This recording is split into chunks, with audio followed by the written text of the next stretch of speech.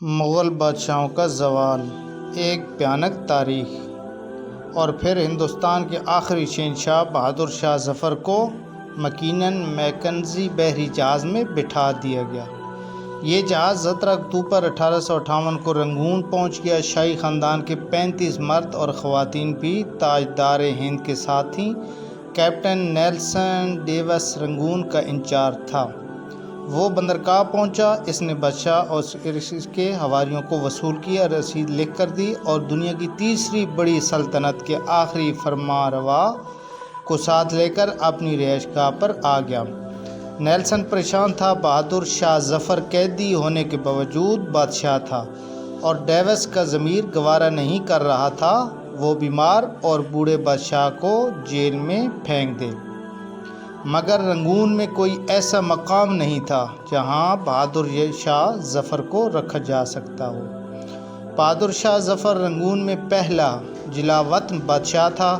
Captain Davis نے چند لمحے سوچا اور مسئلے کا عجیب حل نکال لیا۔ اس نے اپنے گھر کا گیراج خالی کرایا اور تاجدار ہند، ضلع سبحانی اور تیموری لہو کے آخری چشم و چراغ کو اپنے گیراج میں قید کر دیا۔ بہادر شاہ ظفر 17 اکتوبر 1858 کو اس گیراج میں پہنچا اور 7 نومبر 1862 تک 4 سال وہاں قید رہا۔ بہادر شاہ ظفر نے اپنی مشہور زمانہ غزل "لگتا نہیں ہے دل میرا اجڑے دیار میں، کس کی بنی ہے عالم ناپائیدار میں، اور کتنا بد نصیب ہے ظفر دفن کے لیے 2 گز زمیں بھی نہ ملی کوئے یار میں"، اسی گیراج میں لکھی تھی۔ یہ 7 نومبر کا خنک دن تھا اور سن تھا 1862۔ بد نصیب بادشاہ کی خادمہ نے شدید پریشانی میں کیپٹن ڈیوس کے دروازے پر دستک دی۔ اندر سے اردلی نے برمی زبان میں اس بدتمیزی کی وجہ پوچھی۔ خادمہ نے ٹوٹی پھوٹی برمی میں جواب دیا، "ضلع سبحانی کا سانس اکھڑ رہا ہے"۔ اردلی نے جواب دیا، "صاحب کتے کو کنگھی کر رہے ہیں، میں انہیں ڈسٹرب نہیں کر سکتا"۔ خادمہ نے اونچی آواز میں رونا شروع کر دیا۔ اردلی اسے چپ کرانے لگا، مگر آواز نیلسن تک پہنچ گئی۔ وہ غصے میں باہر نکلا۔ خادمہ نے نیلسن کو دیکھا تو وہ اس کے پاؤں میں گر گئی۔ وہ مرتے ہوئے بادشاہ کے لیے گیراج کی کھڑکی کھلوانا چاہتی تھی۔ اللہ اکبر! اور شاہ موت سے پہلے آزاد اور کھلی ہوا کا ایک گھونٹ بھرنا چاہتا تھا۔ بد نصیبی، ہائے و بد نصیبی! نیلسن نے اپنا پسٹل اٹھایا، محافظوں کو ساتھ لیا اور گیراج میں داخل ہو گیا۔ بادشاہ کی آخری آرام گاہ کے اندر بدبو، موت کا سکوت اور اندھیرا تھا۔ اردلی لیمپ لے کر بادشاہ کے سرانے کھڑا ہو گیا۔ نیلسن آگے بڑھا۔ بادشاہ کا کمبل آدھا بستر پر تھا اور آدھا فرش پر۔ اس کا ننگا سر تکیے پر تھا لیکن گردن ڈھلکی ہوئی تھی۔ آنکھوں کے ڈھیلے پپوٹوں کی حدوں سے باہر اپل رہے تھے۔ گردن کی رگیں پھولی ہوئی تھیں اور خشک زرد ہونٹوں پر مکھیاں پن بنا رہی تھیں۔ استغفر اللہ! کیا عجیب منظر تھا! نیلسن ڈیوس نے زندگی میں ہزاروں چہرے دیکھے تھے لیکن اس نے کسی چہرے پر اتنی بیچارگی، اتنی غریب الوطنی نہیں دیکھی تھی۔ اللہ اکبر، استغفار استغفر اللہ۔ وہ کسی بادشاہ کا چہرہ نہیں تھا، وہ دنیا کے سب سے بڑے بھکاری کا چہرہ تھا، اور اس چہرے پر ایک آزاد سانس لینے کی بھیک تھی۔ جی ہاں، صرف ایک آزاد سانس، کہ کاش کوئی مجھے اتنی بھیک دے دے کہ میں کھلی فضا میں ایک سانس لے لوں۔ ایک سانس کی بھیک نہیں مل رہی تھی۔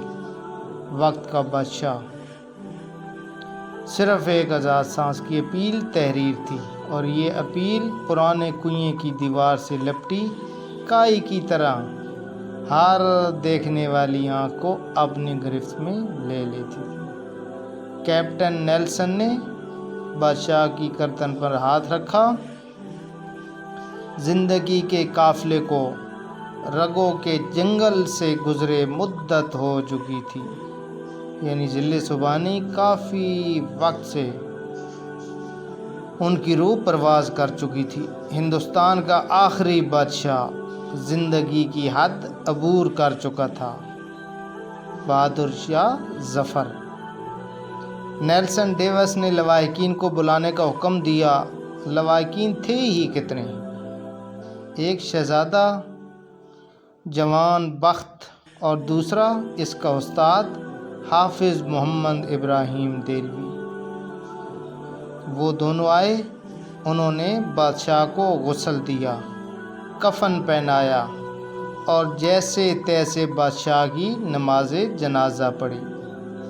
قبر کا مرحلہ آیا تو پورے رنگون شہر میں آخری تاجدار ہند کے لیے 2 گز زمین دستیاب نہ تھی۔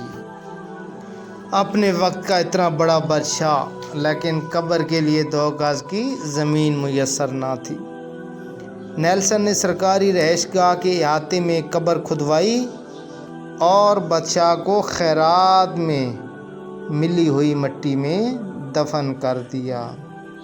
قبر پر پانی کا چھڑکاؤ ہو رہا تھا، گلاب کی پتیاں بکھیری جا رہی تھیں، تو استاد حافظ ابراہیم دہلوی کے خزاں رسیدہ ذہن میں 30 ستمبر 1837 کے وہ مناظر دوڑنے بھاگنے لگے جب دہلی کے لال قلعے میں 62 برس کے بہادر شاہ ظفر کو تاج پہنایا گیا۔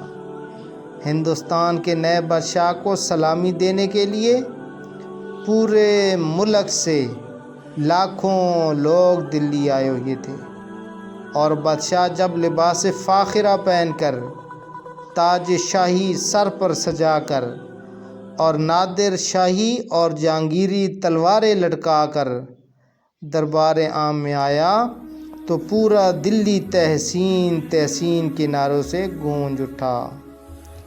نقارچی نقارے بجانے لگے، گویے ہواؤں میں تانے اڑانے لگے، فوجی سالار تلواریں بجانے لگے اور رقاصائیں رقص کرنے لگیں۔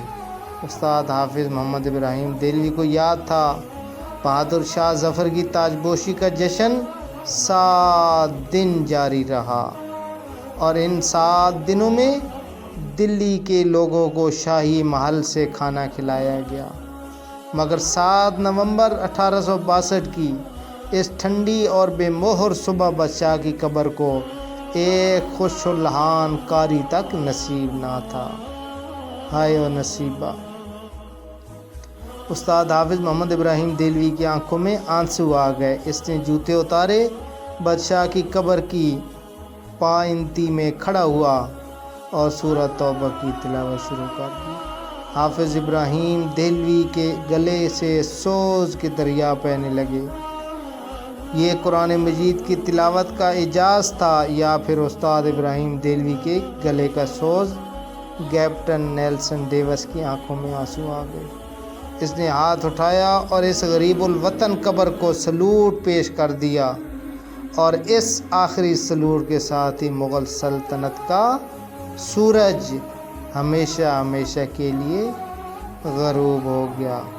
اللہ پاک ان سارے سلاطین کے درجات بلند فرمائے اور نئے سلاطین کو راہ ہدایت عطا فرمائے، آمین ثم آمین۔